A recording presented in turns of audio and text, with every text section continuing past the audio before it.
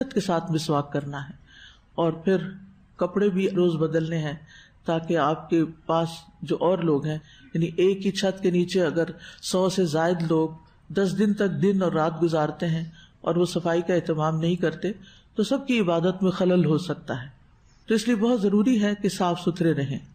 اور نبی صلی اللہ علیہ وسلم اور آپ کی ازواج مطہرات نے بھی اعتکاف کیا، اور ان کا اعتکاف رمضان کے آخری عشرے میں تھا، جبکہ نبی صلی اللہ علیہ وسلم نے رمضان کے مختلف عشروں میں بھی اعتکاف کیا. صحیح بخاری کی روایت ہے، نبی صلی اللہ علیہ وسلم کی زوجہ حضرت عائشہ رضی اللہ تعالی عنہا سے روایت ہے کہ نبی صلی اللہ علیہ وسلم رمضان کے آخری عشرے میں پابندی سے اعتکاف کرتے تھے، یہاں تک کہ اللہ نے آپ کو وفات دے دی. پھر آپ کے بعد آپ کی ازواج اعتکاف کرتی رہیں، یعنی ازواج مطہرات نے بھی اعتکاف کیا. تو اس سے کیا پتہ چلتا ہے کہ اعتکاف صرف مردوں کے لیے نہیں ہے بلکہ خواتین بھی کر سکتی ہیں، اور ازواج مطہرات کیا کرتی تھیں. نبی صلی اللہ علیہ وسلم نے اپنے آخری ایام میں 20 دن کا اعتکاف کیا تھا. یعنی اعتکاف 10 دن سے زیادہ کا بھی ہو سکتا ہے، لیکن مسنون اعتکاف یہی ہے 10 دن کا. ابو ہریرہ رضی اللہ عنہ سے روایت ہے، وہ کہتے ہیں کہ نبی صلی اللہ علیہ وسلم ہر رمضان میں 10 دن اعتکاف کیا کرتے تھے، مگر جس سال آپ کی وفات ہوئی اس سال آپ نے 20 دن اعتکاف کیا. اسی طرح اگر کوئی شخص کم دن کے اعتکاف کی نیت کرتا ہے تو بھی ٹھیک ہے، اور اگر نظر مانی ہوئی ہے اعتکاف کی تو بھی ٹھیک ہے، لیکن مسنون اعتکاف 10 دن کا ہی ہے. یعنی اس میں کمی بیشی ہو سکتی ہے، لیکن رمضان کے آخری 10 دن کا اعتکاف مسنون اعتکاف. ابن عمر سے روایت ہے کہ عمر رضی اللہ عنہ نے نبی صلی اللہ علیہ وسلم سے عرض کیا، میں نے زمانہ جاہلیت میں نظر مانی تھی کہ مسجد حرام میں ایک رات کا اعتکاف کروں گا. آپ نے فرمایا تم اپنی نظر پوری کر لو. یعنی اگر کسی نے ایک رات کے اعتکاف کی نیت کی ہے تو وہ بھی اس کو پورا کرے. اعتکاف میں اصل تو یہ ہے کہ اعتکاف واجب نہیں ہے بلکہ سنت ہے، لیکن اگر کوئی اعتکاف کی نظر مان لیتا ہے، مثلا میرا یہ کام ہو جائے تو میں اس سال رمضان میں اعتکاف کروں گا، تو پھر یہ نظر پوری کرنا واجب ہوگا، اس کو لازماً پورا کرنا ہوگا. نبی صلی اللہ علیہ وسلم نے فرمایا، جس نے اللہ کی اطاعت کرنے کی نظر مانی اسے اطاعت کرنی چاہیے، اور جس نے اللہ تعالیٰ کی نافرمانی کی نظر مانی وہ نافرمانی نہ کرے.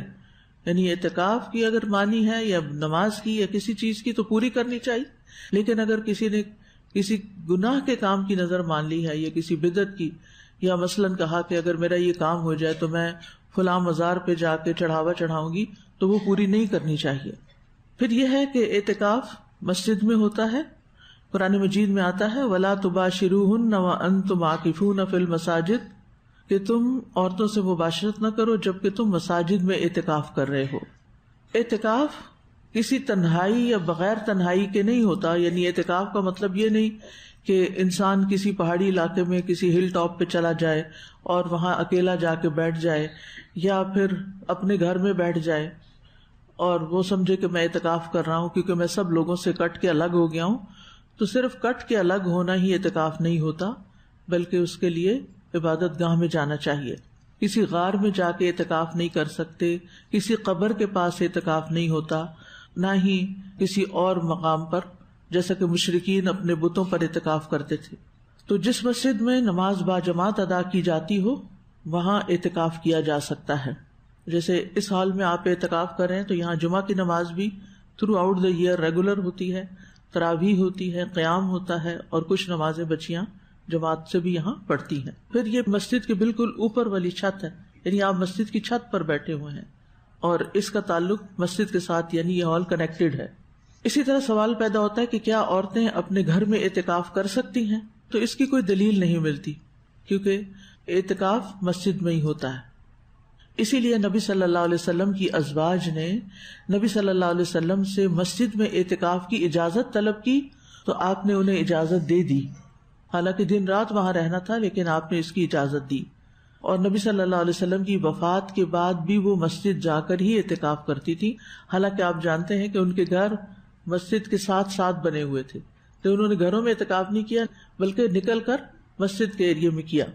بعض علماء کہتے ہیں کہ عورت گھر میں اپنی نماز والی جگہ پہ اعتکاف کر لے، یعنی اگر اس نے گھر میں کوئی گوشہ بنایا ہوا ہے، ہر روز وہی نماز پڑھتی ہے، یا گھر میں کوئی مسجد کا کمرہ، بعض لوگ جن کے گھر بڑے ہوتے ہیں وہ گھر کے اندر ایک کمرے کو نماز کے لیے مخصوص کر دیتے ہیں، تو کیا اس جگہ پر اعتکاف کیا جائے؟ تو نہیں، کیونکہ وہاں پر 5 نمازیں جو ہیں وہ جماعت سے ادا نہیں ہوتی۔ تو عورت اور مرد دونوں کے لیے مسجد کے علاوہ اعتکاف نہیں ہوتا، اور اگر کوئی عورت اپنے آس پاس ایسی مسجد نہیں پاتی جہاں اعتکاف کر سکے تو پھر اس پر اعتکاف نہیں ہے، اسے ویسے اپنی عبادت میں کثرت کر لینی چاہیے آخری عشرے میں، دن اور رات میں، لیکن مسنون اعتکاف کی اپنی ہی شرائط ہیں۔ اور بعض لوگوں کا سوال یہ ہوتا ہے کہ اعتکاف کیا صرف رمضان میں ہی ہوتا ہے؟ اعتکاف رمضان اور غیر رمضان دونوں میں ہو سکتا ہے، لیکن رمضان میں اعتکاف اور آخری عشرے میں اعتکاف اس لیے کہ اس میں لیلۃ القدر ہوتی ہے۔ تو اعتکاف کے اغراض و مقاصد میں یہ بات ہے کہ انسان لیلۃ القدر کی تلاش کرے، یعنی ویسے تو آپ رمضان کے علاوہ بھی اعتکاف کر سکتے ہیں، لیکن اس میں وہ ثواب اور وہ فائدہ نہیں ہوگا جو رمضان میں ہوگا، اور رمضان میں بھی پہلے اور دوسرے عشرے کی نسبت آخری عشرے میں۔ نبی صلی اللہ علیہ وسلم نے پہلے عشرے میں بھی اعتکاف کیا، پھر درمیانے عشرے میں اعتکاف کیا۔ ایک ترکی خیمہ تھا جس میں آپ نے اعتکاف کیا، اور اس کے دروازے پہ چٹائی لٹکی ہوئی تھی۔ ابو سعید کہتے ہیں نبی صلی اللہ علیہ وسلم نے اپنے ہاتھ سے وہ چٹائی خیمے کے کنارے کی طرف کر کے اپنا سر نکالا اور لوگوں سے بات کی تو لوگ آپ کے قریب ہو گئے، یعنی لوگوں سے اس خیمے کے اندر سے ہی آپ بات کرتے تھے۔ تو اس سے یہ پتہ چلتا ہے کہ آخری عشرے میں اعتکاف کا بنیادی ہدف اور مقصد کیا ہے؟ لیلۃ القدر کا حصول، اور یہ آخری عشرے کی راتیں اور دن اللہ تعالیٰ کی عبادت میں بسر کرنا، کیونکہ لیلۃ القدر جو ہے وہ 1000 مہینوں سے بہتر ہے۔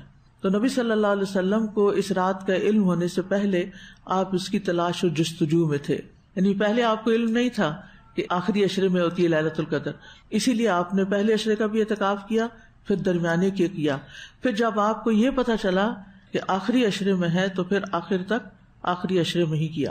اعتکاف کے کئی ایک مقاصد ہیں جن میں سب سے کٹ کر اللہ کی طرف متوجہ ہونا، یعنی اس کی اصل روح اور نچوڑ کیا ہے کہ آپ کا پورا دھیان اللہ سبحانہ وتعالیٰ کی طرف ہو اور باقی تمام چیزوں سے آپ بے نیاز ہو جائیں۔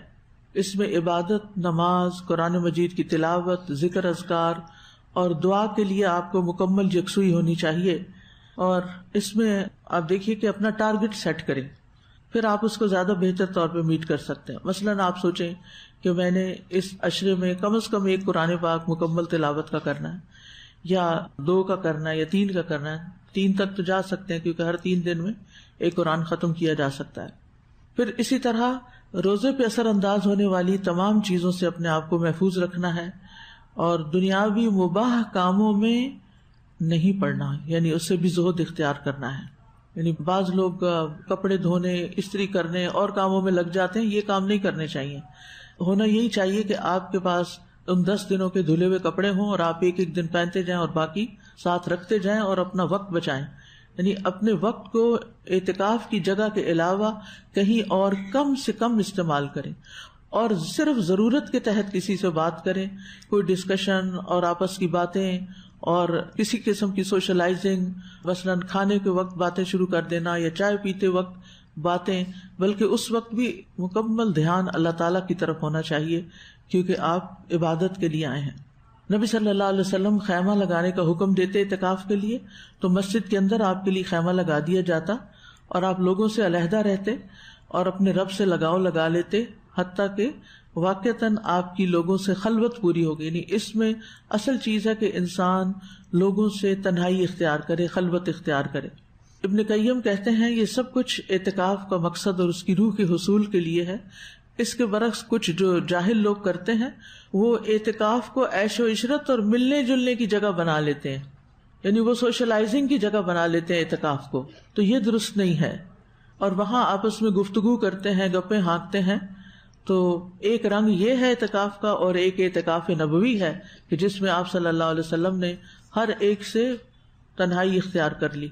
تو اب چونکہ جگہ ایسی نہیں کہ جس میں ہر ایک کا خیمہ الگ لگے، لیکن کم از کم یہ آپ ضرور کر سکتے ہیں کہ اپنی اپنی جگہ پر ہی رہیں، بلا ضرورت آپ وہاں سے نہ اٹھیں۔ اگر تھوڑی دیر اپنی کمر سیدھی کرنی ہے تو وہیں بیٹھ کے اسٹریچز وغیرہ کر لیں، لیکن اس جگہ سے بھی باہر نہ جائیں اور باہر کی دنیا سے بھی رابطہ نہ رکھیں.